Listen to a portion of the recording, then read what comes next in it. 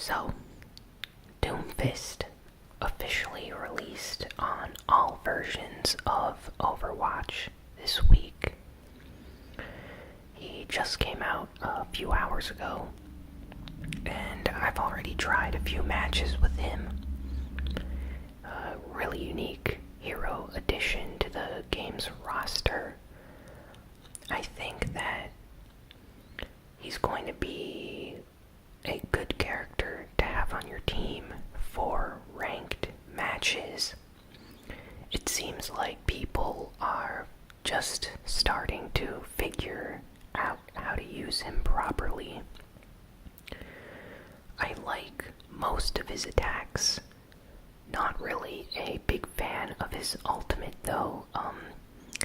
Maybe it's because I'm not using it right or other people are not using it correctly, but I think his ultimate could be slightly tweaked or changed. And I also don't like how long his cooldowns for his abilities take. I mean, some of them are like 7 or 8 seconds cooldown before you can use them again once they're fully charged up again. It seems like a long time, especially if you're doing like up-close combat with enemies.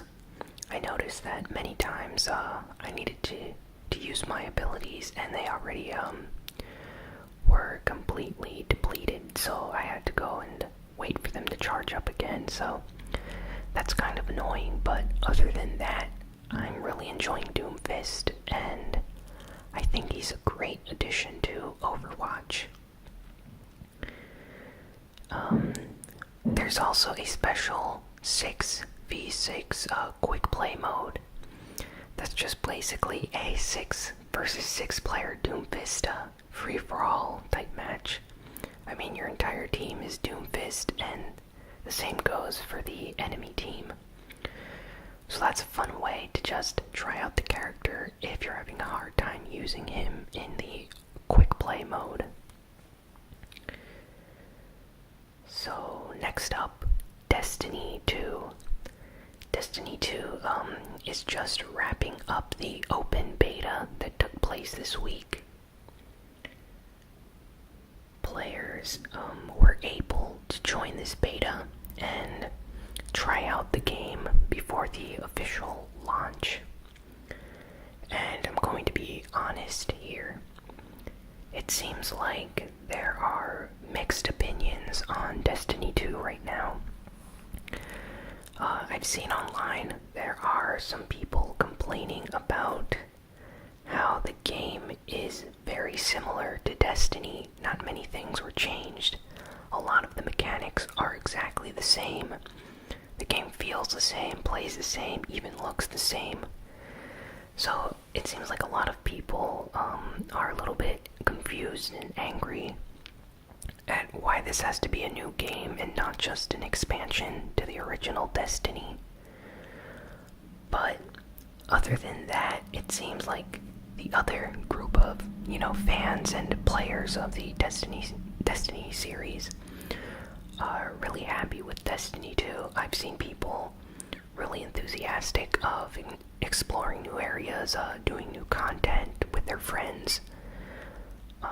There are, of course, new weapons, exotics, and stuff like that, as well as the developers promised that this version, or this new Destiny game, Destiny 2, will have more story content.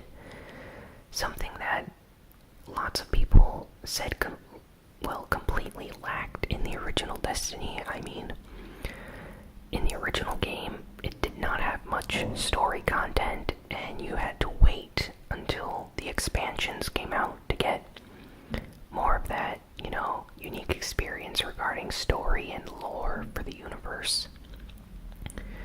So it seems like Destiny 2 is already gonna come with that kind of content, so people that are into lore and the story of Destiny are going to be, happy and appreciate that, I think. So from that aspect, I think that the developers are doing a good job.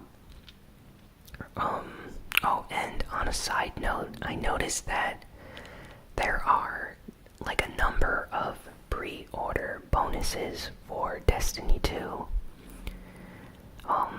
For like weapons and exotics and skins and all sorts of other things. I don't know how I feel about that. I mean, if you pre-order the game, I'm okay with them giving you, free skin or something like that, but to give out specific, unique things for pre-order bonuses only is kind of a cheap way to secure sales for that version of the game.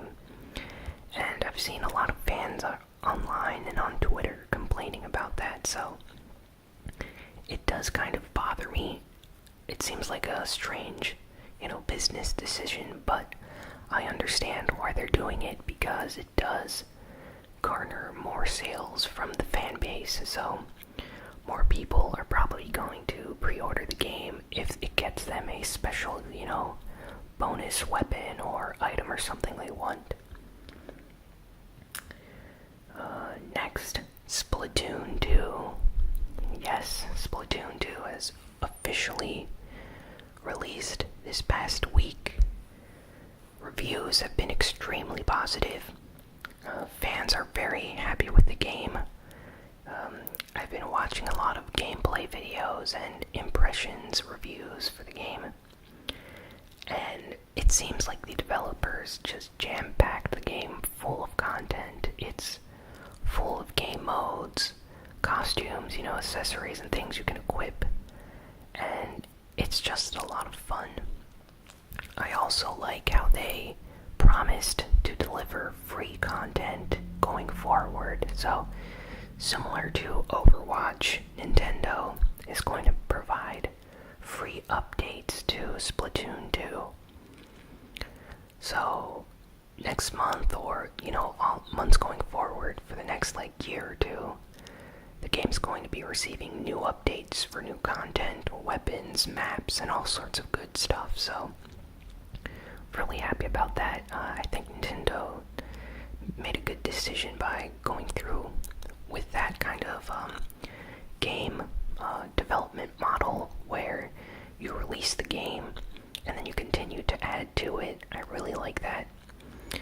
And since it's free and not DLC or season pass or anything like that, I think it's going to increase sales of Splatoon going forward. So that's actually a really good business plan by Nintendo to market Splatoon as having free updates. And speaking of Splatoon 2, it's done extremely well in Japan so far. This last week, it has sold over 500,000 copies in just Japan. So, if you count the rest of the world, it's probably way over 1 million copies, possibly even 2 million copies. So this is already going to be one of the best-selling Nintendo Switch games of the year. It seems like Splatoon is a series which has a lot of potential going forward. I really enjoyed the original game on the Wii U. I still have to pick up Splatoon 2, but I think it's going to be a big Nintendo series moving forward, and I'm actually happy that a new IP that they created is doing so well. Speaking of Nintendo and the Nintendo Switch, they just confirmed that the Nintendo Switch, as of June, has sold over 4.7 million units worldwide. So that was in June. So now that we're in July, or near the end of July, it's probably way over 5 million units sold. Now, to put this into perspective, the Nintendo Switch launched in March. That was 5 months ago, or a little bit more than 5 months ago. So essentially, the Nintendo Switch has consistently sold at least 1 million units every single month for the past 5 months. Now, just to put this into perspective, the Wii U, when it came out, sold, I believe, like 2 or 3 million. Well, 2 or 3 million within like the first fiscal quarter or year that it came out. It didn't do that great, and lifetime sales for the Wii U are like 13 million. So the Wii U only sold like 13 million units around the world, whereas the Nintendo Switch in just 5 months has sold about 5 million units. So by the end of the holiday season, December, January, it's very likely that the Nintendo Switch is going to pass the Wii U within the first year of its life. So that's going to be incredibly awesome if the Switch manages to surpass the Wii U this holiday season. So I'm really curious to see just how many units this thing is going to sell. I know it's an extremely hot item right now. Lots of stores are out of stock, and people are going on eBay to buy it for extremely high prices. So I think Nintendo has a huge hit on their hands with the Wii U. With the Nintendo Switch. Pardon that. Yeah, they did not have a huge hit with the Wii U. I own one, but it did not sell well, so that's really nice to see them kind of turn it around this generation. Pokemon Go. Yes, the Pokemon Go app had a special event in Chicago. The developers, Niantic, came out to talk to all the Pokemon fans that traveled from around the world to participate. This event was going to launch the legendary Pokemon Lugia and Articuno, and sadly the servers for the game were not functioning properly, so a lot of people wasted their time and were extremely disappointed just how this event was handled. But after that, the developers, came out and apologized and basically gave everyone a bunch of free stuff and promised that they're going to make Lugia and Articuno available to everyone in raid battles, as well as offer free in-game currency and double XP and double candy and all sorts of other items and things for the game. So that's really nice of them. If you have Pokemon Go, tell me in the comments if you managed to pick up or capture a legendary Pokemon like Lugia or Articuno.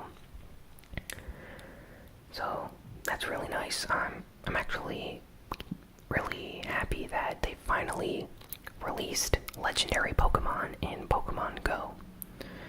I know people were talking about that even a year ago, so it's taken them a while to finally get to this stage, but it seems like it paid off.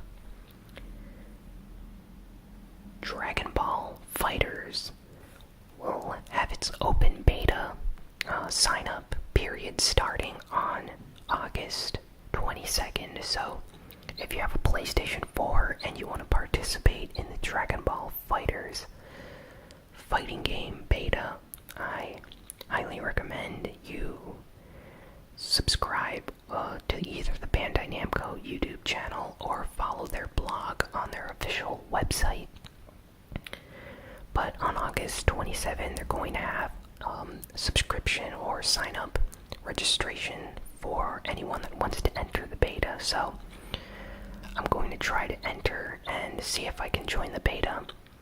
The actual beta is going to start on September 16th through the 18th. So you sign up next month and the beta takes place the month after that. So it's still a ways off, but we are going to get to play with 9 characters that have been announced so far. So really excited about that. I'm looking forward to playing that game on the PS4.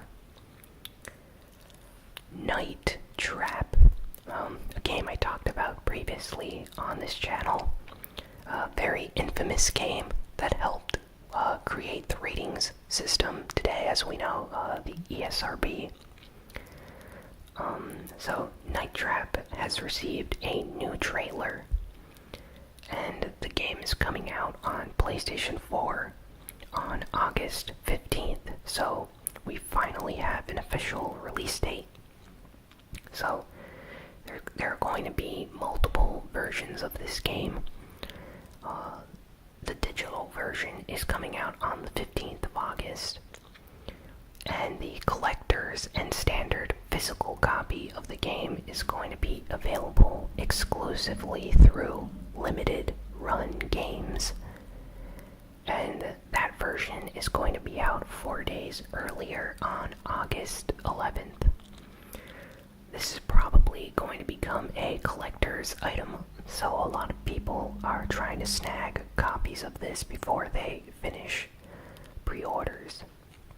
So if you're interested, I recommend you try to pre-order the physical copy of this game. And there is no information on the Xbox One version. All they said is that it's coming soon, so it'll come out in the near future, maybe sometime shortly after the PS4 release. Ys 8, the next game in the Ys series, fantastic Japanese RPG series, had a new trailer come out this week. It looks fantastic. And it confirmed the release date for the game. It's going to be coming out in North America on September 12th, and in Europe on the 15th. So, great game, really good action RPG. It's going to be available for the PlayStation 4, PC, and PlayStation Vita. So, if you own any system, you're probably going to be able to pick this game up and play it. So, highly recommend this game. I played the demo on the channel and really enjoyed it. And I think that action RPGs are kind of a dying breed on the PS4 right now. A lot of them are either ports of older games, or they're more of an action Western style RPG like The Witcher. But Japanese action RPGs are far uncommon, compared to the Western counterparts, at least in my opinion. Sonic Forces, apparently the release date leaked on EB Games Australia, and official artwork for the box art of the game leaked as well. It shows off the Nintendo Switch version and how the artwork is going to look.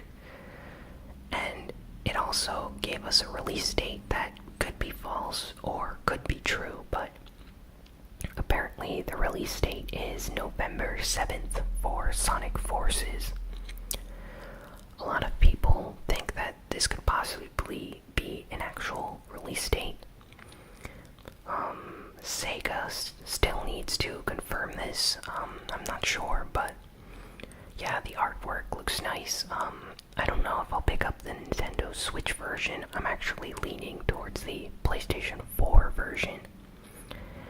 But yeah, the artwork looks nice, and hopefully it comes out on November 7th. I will definitely be picking it up.